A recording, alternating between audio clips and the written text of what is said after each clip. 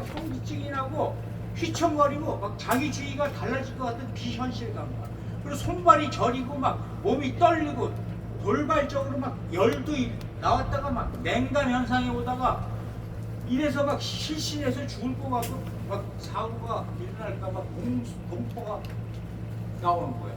자, 이런 것들이 있는 거예요. 그러니까 발작이 없는 시기에도 또 왜 생기지 않을까 하는 한번 당한 사람들은 예기 불안이라는 거. 또 다시 이런 게 나한테 언제 중요한 시기에 가다가 패러머니 이런 현상이 일어나면 얼마나 공포와 불안이 와. 그러니까 그걸 예기 불안이라고 그래요. Expectation Anxiety. 그래가지고 순간적으로 이 악화되는 형태를 시작되는데 짧게는 한 10분에서 20분에서 이런 현상이 확 오다가 보통 30분 정도를 간대요. 이런 게 가다가 빠르게 가다가 또 서서히 다운되고 대개 주 2회 정도 나타나는데 이것은 유전도 또 주위의 환경 또 정신적 요인 이런 데서 발병한다는 거예요.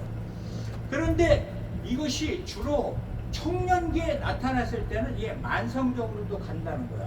그리고 환자의 30, 40%는 회복될 수가 있는데 만성화 되시면 회복되고 40에서 80%는 우울증으로 가는 거야. 우울증.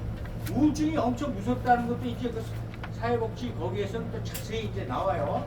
근데 이제 우리가 이 중독에서도 약을 먹고 후유증이 오는 게 우울증이 많이 와요. 그래서 우울증에 대해서 자세히 알아야 돼요. 우울증이 막 자살까지 하는 그 무서운 병이라는 거 알죠? 지금 이런 형태가 생기는 거야. 그리고 20에서 40%는 이걸 끝나는 게 아니라 그 약만 먹어갖고는 안 되니까 마약성이나 술을 섞어 먹어. 이래야 좀 빨리 가라앉는 것 같고 두려움이 없어져. 그러니까 여기서 무서운 건 뭐냐면 그걸 섞어 먹는데 치명적이라는 거야. 절대 술을 먹으면 안 돼. 이 공황 장애 증상이 있는 사람은 술 먹으려면 절대 못 먹게 하고 이러니까 몰래 딴 걸 섞어 먹어. 그래서 이따가 이제 치료제에서도 그게 마약성 치료제가 있고 비마약성 치료제가 있어요. 이제 그걸 구분해서 어느 때 이렇게 하는 것인가를 이게 이제 나올 거예요. 그런데 우리가 의사들도 마찬가지고 우리도 그렇고 환자가 딱 와서 상담해서 이거는 공황장애다 아니다를 판단할 때 제일 중요한 게 뭐냐면 우리도 다 할 수 있어. 뭐를 알면 DSM-5라는 정신건강진단에서 쫙 이러이러한 상황일 때 이러이러한 상황을 뺐을 때 이런 일이 몇 개월까지 일어나면 이건 공황장애다 하고 진단하는 진단표가 나와.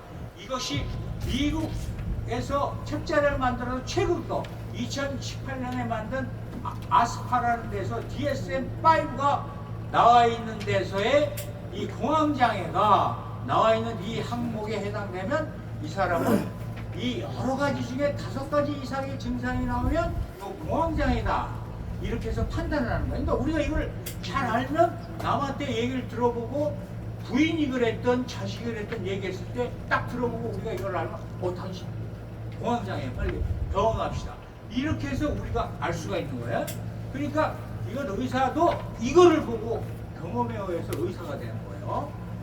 그래가지고 먼저 13가지를 쭉 나와요. 거기 쭉 나온 게 그 13가지를 일일이 내 읽지 않겠는데 아까 얘기한 거를 다 여기에서 바로 국제적으로 유엔에서도 미국에서도 다 이걸 정해놓은 거. 우리나라도 이걸 받아서 이것으로 모델을 한 게 이게 지금 사회복지 전문가들이 알고 있는데 내가 공부할 때도 DSM-4로 배웠어. 5는 지금 최근에 이제 막 나오는 거야. 그러니까 여러분들은 최근에 지금 대학생들이 배우는 걸 알게 되는 거야. 이거 공부를 하면요. 그게 새 사회복지 학문 정신의학에서 지금 내가 이걸 공부해서 요점을 정리한 거야. 그러니까 이 자료가 여러분들한테는 앞으로 5년 또 계속 써먹는데 자, 처음에 막 가슴이 두근거리고 심장박동수가 증가한다. 몸에서 막 열이 난다. 세 번째 몸이 떨리고 후들거린다. 숨이 가쁘고 답답한 느낌이 온다. 씩씩할 것 같다. 이 13가지는 쭉 읽는 거예요. 이거 지금 시간상 다 안 읽겠습니다. 이런 것들이 쫙 일어났을 때 맨 마지막에 13번째 죽을 것 같은 공포까지 일어나는 거. 여기에서 이런 것이 있을 텐데 이 13가지 중에는 다른 것도 다른 병에 의해서도 이런 현상이 올 수가 있단 말이에요. 그럼 공황장애인지 다른 병인지 모르죠. 그렇기 때문에 이 적어도 1회 이상 발작 이후에 1개월 이상 또 다음에도 똑같이 이런 일이 일어난다든가 중복해서 일어난다든가 이런 것들이 있어야 돼요. 그래서 내가 통제를 절대 할 수가 없다. 통제를 잃어버리거나 심장발작이 일어나거나 이런 것들을 느낀 거.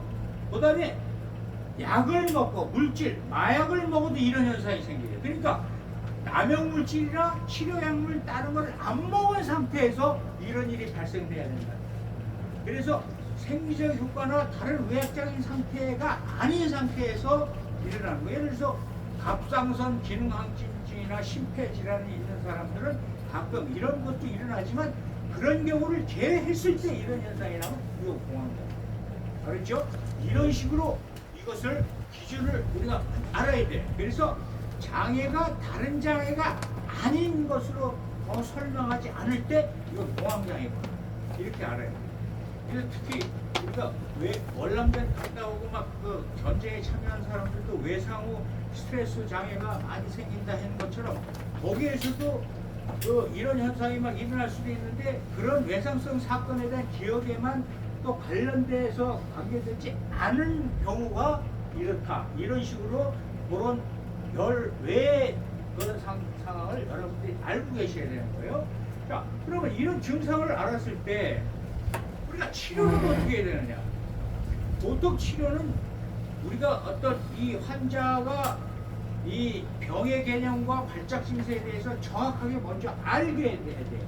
공황장애는 이러이러한 병이 있으니까 이런 게 오더라도 겁을 먹지 말고 공포하지 말고 환자가 오해하거나 잘못 알고 있는 이 편견을 바로잡아주는 어떤 인지적인 치료나 공포의 대상이 되는 어떤 장소나 특별한 상황 같은 게 발생됐을 때 불안감 없이 이렇게 접근할 수 있는 또 이렇게 이런 것을 이제 상담해서 행동치료법이라고도 하고 또 질병에 대한 어떤 교육이나 환자 자신이나 가족에게 다 알게 해서 이런 일 때 어떤 조치를 하고 불안에 대해서 무의식적으로 갈등을 일으키는 어떤 정신치료에 접근하는 방법들을 우리가 알고 배워야 된다는 거예요.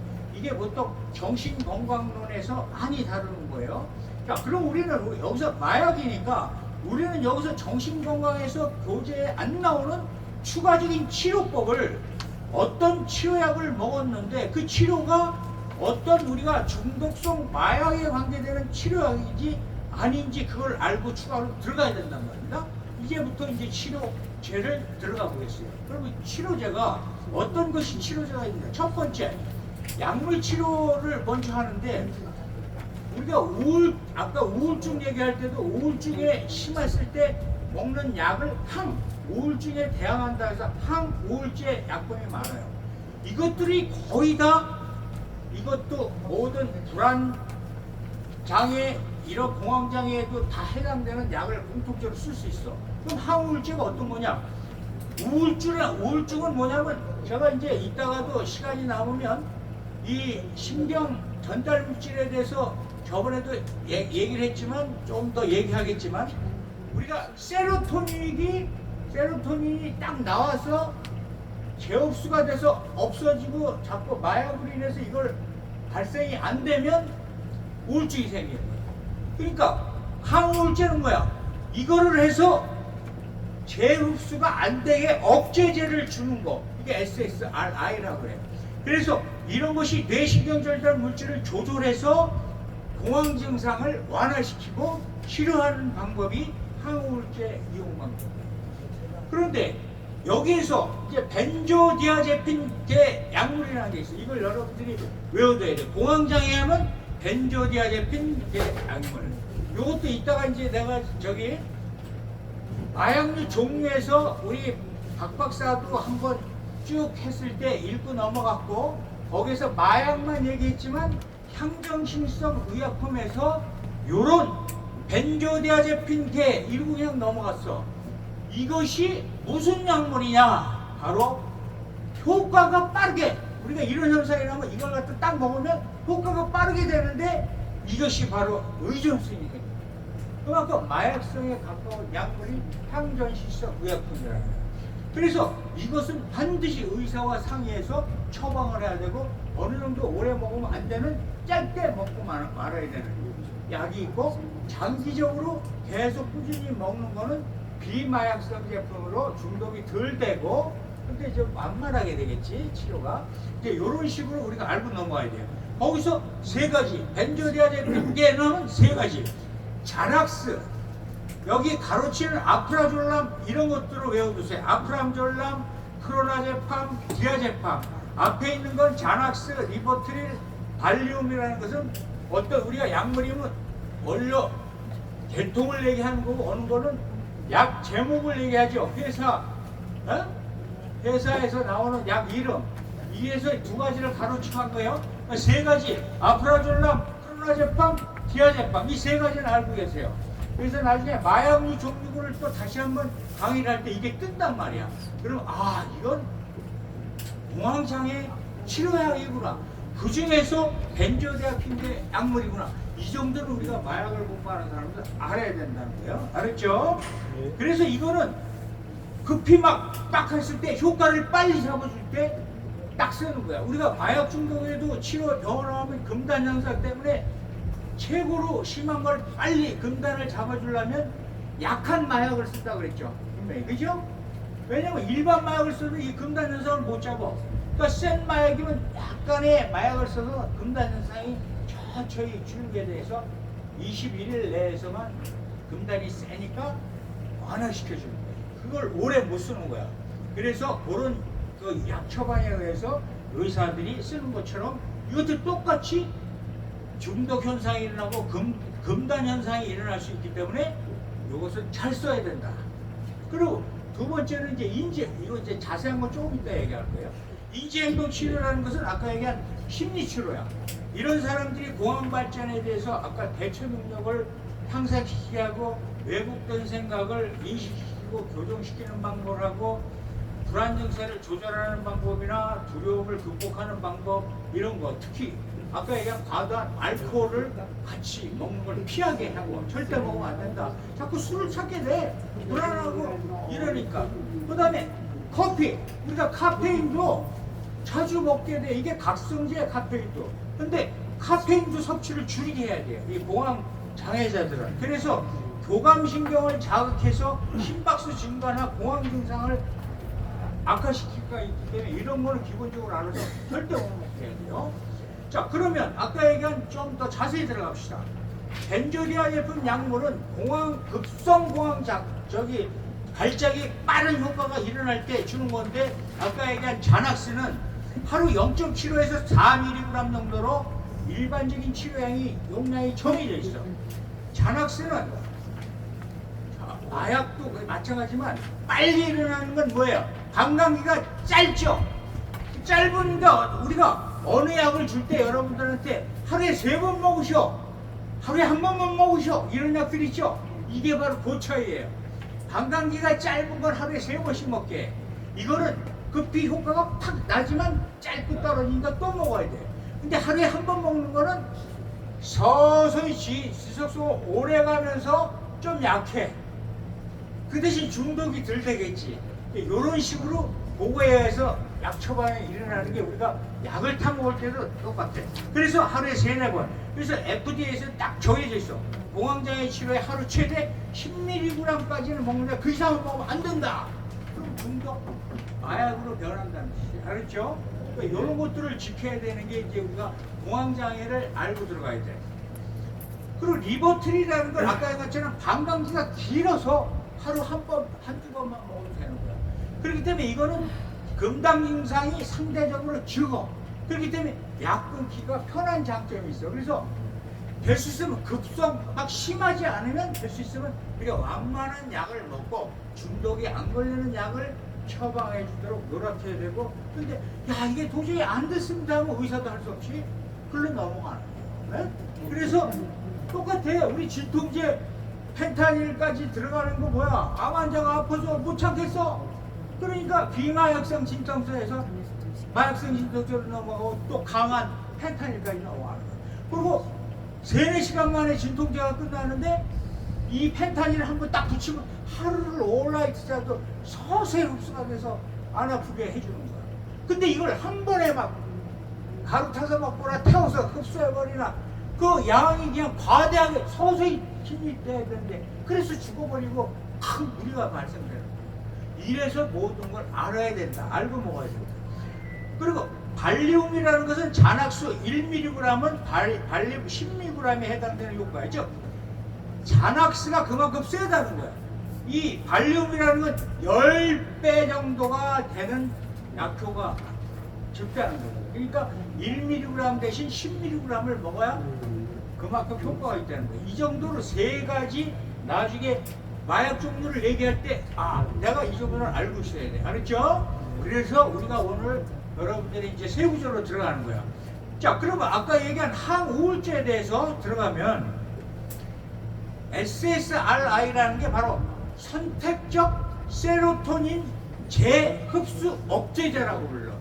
그러니까 우리가 세로토닌을 억제시키고 나오게 하고 이걸 조절해 주는 거야. 그 다음에 SNRI라는 건 S는 세로토닌, N은 노르에피네프린. 요거 재흡수 억제제. 요 두 개를 조종하는 거야. 세로토닌과 부신에서 만들어지는 노르에피네프린. 여러분 저번에 그랬죠? 내가 뭐가 혈액간에 위험이 있어서 엄마가 애기 딱 보호하려면 막 급한 힘이 확 발생되는 거, 에너지가 확, 이게 노르에피네프린 같은 에너지가 확 생기는 거, 힘이. 이게 다른 실질적인 사랑의 호르몬이 발생됐을 때도 이런 것이 있지만 바로 이 호르몬에서 이런 두 개가 우리 몸에 영향을 줘서 이게 부족하고 조절에 따라서 우리가 병이 걸리고 치료가 되고 하는 거야. 알겠죠? 그래서 이것이 장기적인 치료에는 효과적이라는 거야. 그래서 항우울제를 많이 쓰면서 지금 우울증 환자들이 장기적으로 약 계속 먹잖아. 우리 당뇨나 이거 혈압 약처럼 이 우울증도 굉장히 심각해서 항우울제를 오래 먹어요.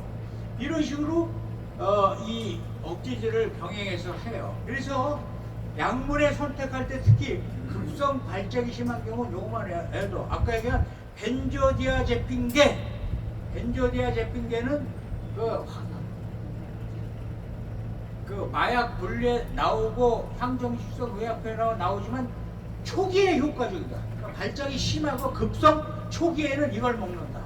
그리고 장기 치료가 필요할 때는 오히려 그걸 먹으면 안 되고 항우울제를 선택한다. 이 두 가지만 여러분들이 알아도 오늘 큰 공부를 하고 가는 거예요. 그래서 부작용은 어느 게 심하겠어?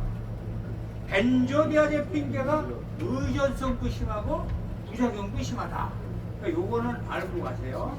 자, 그러면 벤조디아제핀의 금단 현상 먹다가 안 먹으면 아까 얘기한 마약 먹다가 안 먹은 것처럼 두통, 어지럼증, 소화장애, 메스꺼움, 식욕저하, 성욕저하, 어폐감, 인지기능저하, 기억력 감퇴 다 이게 생기는 거야. 운동신경저하 이런 거. 그래서 여기서 이제 이 반동 현상이라는 게 있어. 반동 현상. 우리가 마약도 마찬가지지만 약물을 갑자기 중단하면 약을 먹기 전보다 공황 증상이 더 심해져.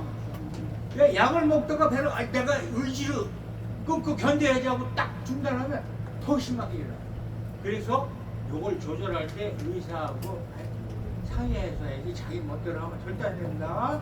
의사와 상담하고 치료도 서서히 감량해서 주고 아까 마약 치료할 때 중독 치료할 때 똑같이 약한 마약을 조금 양을 줄여가면서 서서히 줄여가야지 금단 현상에서 큰 쇼크가 안 일어나요.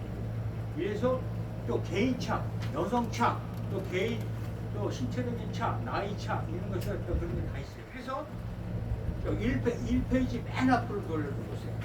자, 지금 얘기한 것들을 우리가 마약 분류에서 우리가 지나쳤던 걸 한번 보려고 그래요.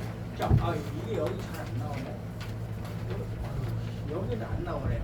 지금 이걸 컴퓨터를 건드려서 이게 3에서 화면이 이랬고 1에서 옛날에는 저렇게 딱 한 장에 들어오는데 이게 지금 조절이 안 돼요.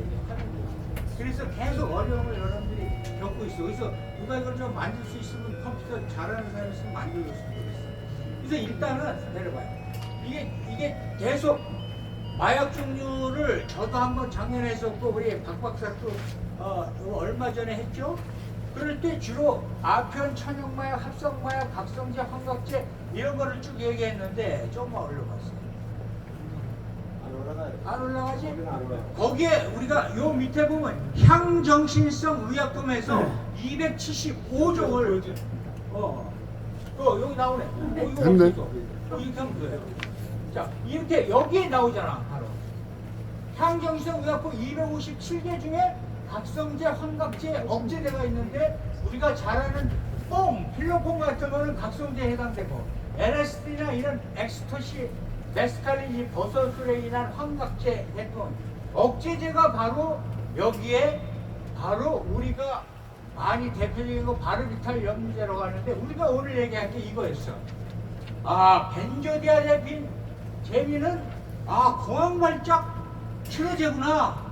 우리 그냥 읽고 넘어가면서 이상한 영어니까 관심 없어갖고 졸리고 머리만 아팠는데 이럴 때 이렇게 하나하나 알고 넘어가요. 알았죠? 그래서 이거는 남용 효과가 기억력 손상하고 호흡기 장애가 된다고 이래. 알았죠? 그래서 이렇게 해서 마약 종류를 알 때 우리가 하나하나 이런 실상에 관계되는 걸 알아야 된다. 그 다음에 또 하나 넘겨줘 보세요. 그래서 이 벤조디아제핀은 이거를 먹으면 부작용이 막 취한 것 같아. 우리가 마약을 먹을 때 흔적흔적한 것처럼. 자, 그럼 이경규 씨를 생각해보자. 만약에 자기가 보강장애에서 치료제를 약을 먹고 나와서 이랬다. 그럼 우리가 이해해줄, 만약에 그게 옳다고 100% 믿어주면 내 식구라고 이 사람이 약을 먹으면 취한 행동에서 막 감각 상실하고 이래서 그럴 수가 있겠구나. 자기 차가 비슷하고 또 열어봤는데 또 키까지 꽂혀져 있고 그러니까 자기 차인 줄 알고 그냥 나왔다. 단지 나오면 안 되는데 약을 먹고 지키지 않고 자기가 스스로 나왔다는 게 잘못이구나 하고 용서도 해줄 수 있겠는데 이렇게 이해를 해줄 수가 있는 거야.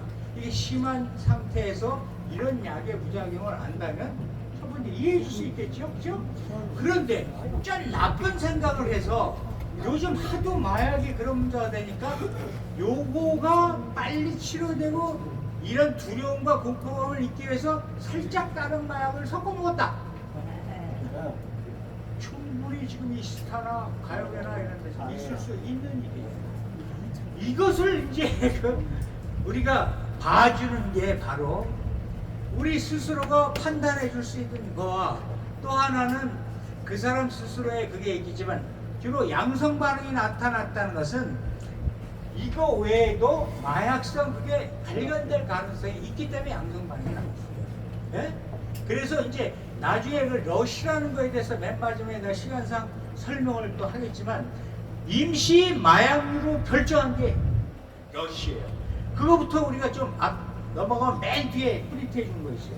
맨 뒤에 여러분들한테 이거 재미를 위해서 또 시간이 넘으면 내가 못하고 넘어갈 수 있으니까 요거를 먼저 내가 얘기를 해드릴게요. 그 어저께인가? 그저께 저녁하고 어저께 아침에 뉴스를 딱 보니까 이건 내가 배랑 하나 어제 써서 여기다 첨부시킨 거예요. 맨 뒤에 이걸 이제 내가 뇌로 이 작용을 설명하려고 네 그림까지 다 갖고 왔는데 시간상 오늘 못할 것 같고 계속 맨 뒤로 네 그림은 지금 오늘 설명 못할 것 같아. 시간이 벌써 3시네. 그리고 맨 뒤에 지금 우리가 그거 딱 본 거 뭐 봤다 그랬어요 제가? 남성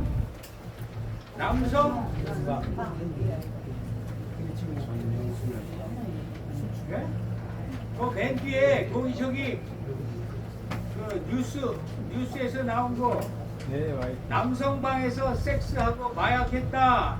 남성 전조 수녀방 강남이라는데 서초구에 있대. 서초구에 있는 남성 전조 방에 맨 처음에 마약 먹는 사람을 잡아서 추적하다 보니까 너 누구한테 샀어? 추적하고 들어가 보니까 몰고 들어가서 체포했는데 결국 그놈이 23년도부터 홍콩에서 필리핀을 2년 동안 갔다가 이걸 머리 쓴 게 지금 우리가 제일 문제되는 게 뭐예요? 동성애자 커뮤니티가 있대. 거기 방에다 살짝 유혹을 올리는 거야. 이거는 중독성이 없는 좋은 기분 좋게 하는 거. 섹스에 굉장히 좋은 흥문제다. 이런 비슷하게 이 마약을 파는 애들은 그런 식으로 속여요. 이건 마약성이 아니고 중독성이 없는 거다. 그러면 관심을 가져. 그런데 특히 여자 남자 하는 거 동성애들 남자끼리 하면 그런 데꼭 갈 거 아니에요. 그러니까 이놈도 머리 잘 쓰고 영업적 머리를 그죠? 네? 성공적인 거지. 그러니까 얘네들한테 팔아먹어. 그런 데다가 일부러 먹게 만들 장소까지 만든 거야. 딱 그러니까 물 좀 주실래요? 남성 수면방에 있으면 남자들끼리만 자니까 여기에다가 이걸 싹 뿌려서 요 마약 러시를 딱 푸니까 요 남자 동성애 사람들이 요걸 먹고 뿅 가니까 남자들끼리 거기서 섹스를 하는 거야. 예? 끝내주는 거지. 걔네들 입장에서. 그러니까 그게 계속 그게 결국 조사하니까 거기서 뭐가 남성 수면방. 그러니까 거기서 다 압수를 했는데 많은 양이 나오진 않았어요. 이 사람들한테 파니까 필로폰 70g. 그 다음에 여기서 여러분들한테 내가 알리고 싶은 건 러시예요. 러시라는 건 처음 들어봤을 거야. 이건 잘 공부 강의도 안 가르쳐요. 근데 이것이 바로 저 마약 분류에서 한 것처럼 임시 마약류 이게 속하는 게 200몇 가지가 되는데 그 중에 하나가 러시예요. 이게 2013년에 이거를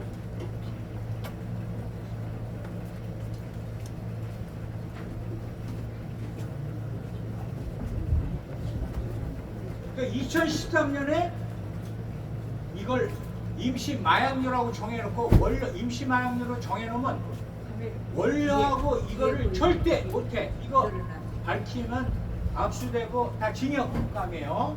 그래서 임시 마약으로 하는 거야. 그 전까지는 뭐였냐? 이게 미국에서 60년도에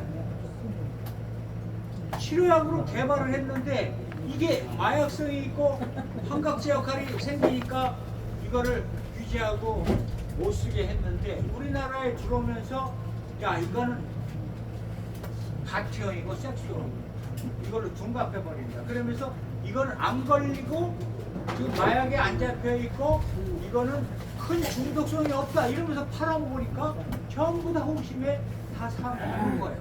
그러다가 문제가 되고 이것이 위험하고 막 큰 금단 현상 같은 거 부작용이 일어나니까 막 죽기도 하고 큰 건강에 안 좋은 일이 발생되니까 임시 마약류를 딱 정해놓고 바로 이래서 러시라는 것을 우리가 알고 있어야 된다. 그런데 러시는 흡수 병으로 돼 있어. 병 여기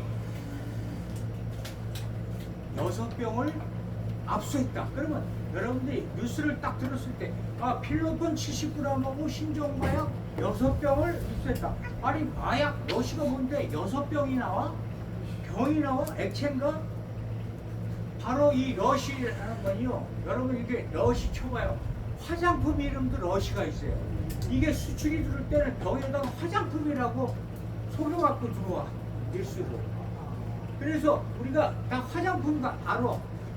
이 병으로 액체가 돼 있습니다. 그러니까 이거를 우리가 6병이 압수됐다. 이러면 이게 화장품으로 돼서 액체가 돼서 이걸 먹으면 이런 현상이 생기는 거야.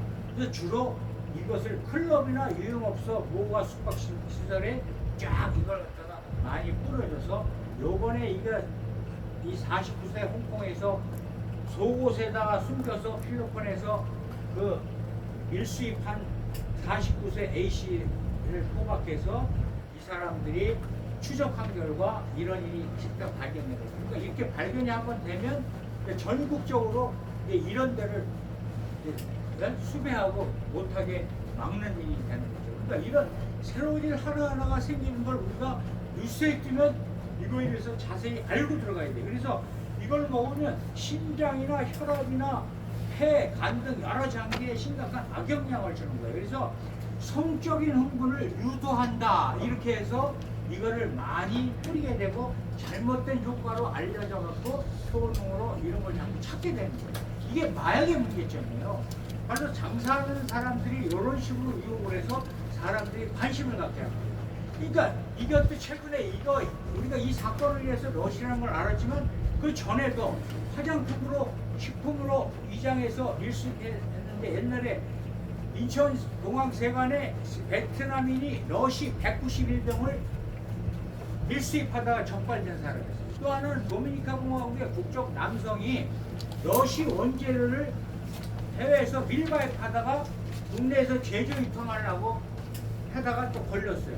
자, 이런 식으로 자 이제 요거만 하나 알고 넘어갑니다. 러시 만드는 재료 하고 요거는 알아야 돼요. 알킬 리트라이트 해봐. 쫓아봐요. 알킬 리트라이트 해봐요. 거기 레포트는 알킬 니트리트라고 했는데 읽을 때 니트라이트라고 보통 많이 읽어요. 그래서 요거를 갖다가 자 왜 이걸 알아야 되냐? 우리가 마약을 하는 사람 정도면 알킬 리트리트라 알킬 리트라이트 이 원료 갖고다 걸렸대. 이거는 러시라는 마약을 신종 마약을 만들려고 입수했구나. 자 그럼 요걸 추가적으로 내가 하나 더 준 게 우리가 여지껏 떠들었던 거 아편을 헤로인을 만들 때 뭐가 들어가요? 아편을 헤로인을 만들 때 무수초산이 필요한 거예요. 그러니까 우리가 무수초산이 인천공항에서 걸렸다. 20kg가 걸렸다. 말통으로 뭐 50톤이 걸렸다. 야 저거 헤로인 우리나라에서 헤로인 만들려고 저걸 수입했구나. 이 정도는 알아야 돼. 그럼 또 코카인으로 코카인을 제조할 때 뭐가 필요해요? 과망간산 칼륨이라는 게 있어야 코카인을 만들어. 이 정도는 우리가 알아야 돼. 과망간산 칼륨은 일반 화공약품인데 왜 이게 문제가 돼? 바로 코카인을 만들려고 이것들이 왜 우리가 이거 알아야 돼? 특히 우리가 코카인은 남의 거 가져서 멀어가지고 들어오지도 않고 이거 비싸서 미국에서나 상류층, 중상류층 이상이 하는 마약을 알았는데 우리는 관계없어? No. 요즘 막 속초항이든 울산항이든 막 1톤, 2톤씩 막 때려 막 8천억 1억어치 들어오는 게 지금 코카인 덩어리예요. 또 걸린 거는 코카인 마약을 바로 제조한 완성품을 들어오는 게 아니라 이게 원료, 그 석회석 시멘트 덩어리같이 막 떡진 것들을 이 통에다 해서 원료로 막 들어와서 여기서 바로 이런 거를 딱 집어넣어가지고 코카인을 만들어. 그걸 막 저기 하우스 막 그 빌려주고 화물 맡겨놓고 하는 거기서 제조하다가 싹 걸렸죠. 우리나라가 지금 굉장히 위험한 이런 일이 막 생기는 거니까 과망간수 칼륨 하면 코카인을 하고 알아야 돼. 또 메트암페타민 이 필로폰 뽕을 제조할 때 뭐가 필요할까? 에페드린이라는 거 요걸 알고 있어야 돼. 그래서 지금 얘기한 거 4-5가지는 알아야 우리가 마약대학을 다닌 사람들하고 되는 거야. 일반 사람하고 다른 거야. 알았죠? 이런 걸 아셔야 돼. 그래서 하여튼 중독성이 없다. 속이는 거 절대 속지 말아라. 먹으면 안 된다. 알았습니다. 그 다음에 이제 두 번째 뭐가 있습니까? 우리가 또 뉴스를 어느 날 딱 들어보니까 아니 10대들이 공부 잘하는 약으로 막 사먹는다. 난리가 나서 공부 잘하는 날. 우리는 옛날에 공부 열심히 시험 다르게 하려고 타임이라는 거고 자만하는 약만 먹어왔지 공부 잘하는 약을 먹어보지도 근데 이것이 바로 제가 메타암페타민 필로폰 얘기할 때 뭐라 그랬어요? 필로폰은 잠이 안 온다. 정신이 집중이 막 돼서 3일을 앉아도 밥을 안 먹어도 배가 고픈지 모르고 여기에서 힌트가 되니까 여러분들이 공부 잘하냐. 공부 잘하려면 집중을 해야 되잖아요. 산만하지 않고 한 곳에 집중해야 되잖아요. 전쟁도 겁없이 막 돌진하고 그래서 자만적으로 3박 4일 내가 2차 대전 독일 얘기한 것처럼 학생들이 이거를 맛을 보면 야 자만하고 집중하고 공부가 잘 되는 느낌이 된다요. 그러니까 이분들이 공부 잘하는 약을 팔아먹고 우리 옛날에 저번에도 얘기했지만 바카스병에다 이런 거 막 집어넣고 이게 공부하는 잘하는 거니까 야 먹어봐 막 누구 주다가 부모한테 예? 전화해서 돈 뜯어 먹으려다 걸려고 지금 13년이니까 16년 받았다. 이런 식으로 지금 우리나라가 심각해요. 맨날 틀었다 하면 뉴스가 나와. 아까 저기 정 목사님이 얘기한 것처럼 나도 틀 때마다 나와. 또 어제는 틀으니까 재벌 상파가 마약 먹고 운전하다가 뭐 사고 내고 난동 부렸다고 또 그래. 그것도 내가 쓸려다 너무 화나가지고 지금 목을 안 썼어. 이런 식으로 막 지방에서도 지금 서울만 가 지방에서도 저 마약 먹고 운전하다가 또 사고 내서 막 난동 부렸다고 또 그러고. 심각한 거야 이게. 그 정도 하니까 우리가 얼마나 지금 보이지 않는 많은 일이 일어날 것인가. 자, 그러면 공부 잘 되는 약에 대해서 우리가 한번 들어가 봅시다. 공부 잘 되는 거 거기에 뭐 앞에 표시를 해드렸어요. 저 카피가 앞에 돼 있는 분이 있고 저 중간에 돼 있는 사람이 있어요. 요거는 아까 하던 거 뒤에 바로 연결해. 이거 계속 넘겨봐요. 그래서 아까 하는 거에 바로 다음 거예요. 지금 그러니까 24페이지. 거기에 24페이지. 이거요? 네, 이거예요. 자, 이건 YTN에서 내가 봤는데 또 충북 고원에서도 마약에 취해 참을고 난동을 피워서 체포된 사람이 있고 6월 24일 문제가 10대라는 거예요. 10대 공부 잘하는 약 10대. 근데 이 약을 깊이 들어가 보니까 무슨 약이냐 여러분, ADHD라는 게 뭐냐면 주의력이 결핍되고 과잉 행동을 일으키는 장애를 ADHD라고 해서 Attention Deficit, 이 주의력 결핍, 거기에다가 Hyperactivity Disorder, 이게 과잉 행동 장애, 이걸 앞다가 짜서 ADHD. 이것이 통제를 못해. 이것은 어렸을 때부터 나타나는 문제 아동들에게 나타나는 거예요.